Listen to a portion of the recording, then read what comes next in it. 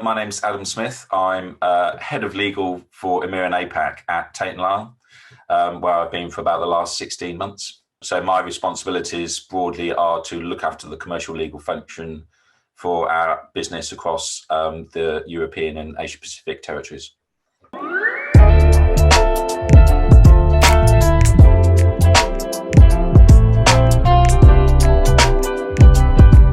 We actually, well, certainly in the London office, closed quite early on.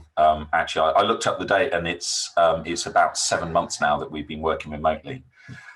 So we dealt with some of the practical issues as a business. So IT rolled out Microsoft Teams really quickly, which has enabled us to carry on working.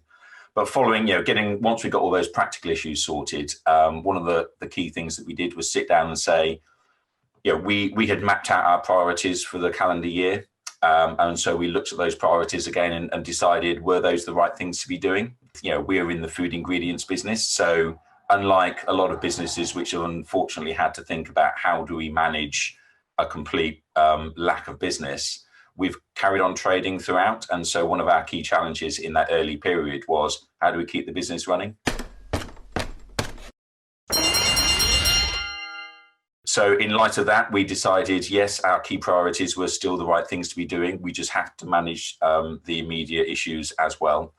But I think that stood us in good stead. We've made a huge amount of progress during the year on our panel review that we were undertaking, the legal change program, which is what we're working with Cognia on, and reviewing some of the core business processes with our business colleagues globally.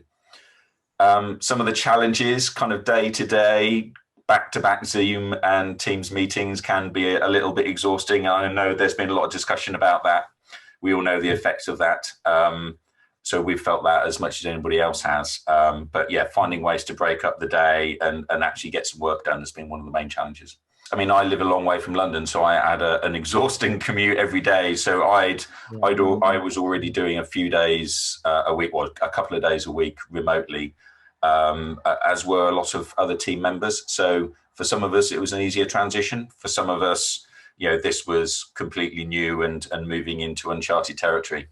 So yeah, it's been down to those of us who are more used to it to help those others get used to it more quickly. I feel very lucky. I'm used to working from home. I've got a desk and monitor and all that sort of stuff set up. And it's meant that I can spend more time with the family.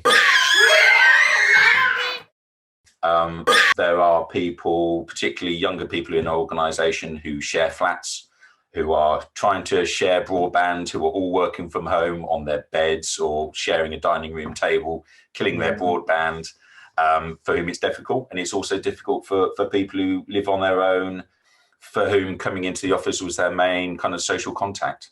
So I know that across the different locations, that the health and safety team have been working closely with employees to work out for whom we can open up the office so they can actually get in and use the space and use the facilities and meet some other people, certainly on a socially distanced basis. But yeah, it's struck us all in different ways, I think.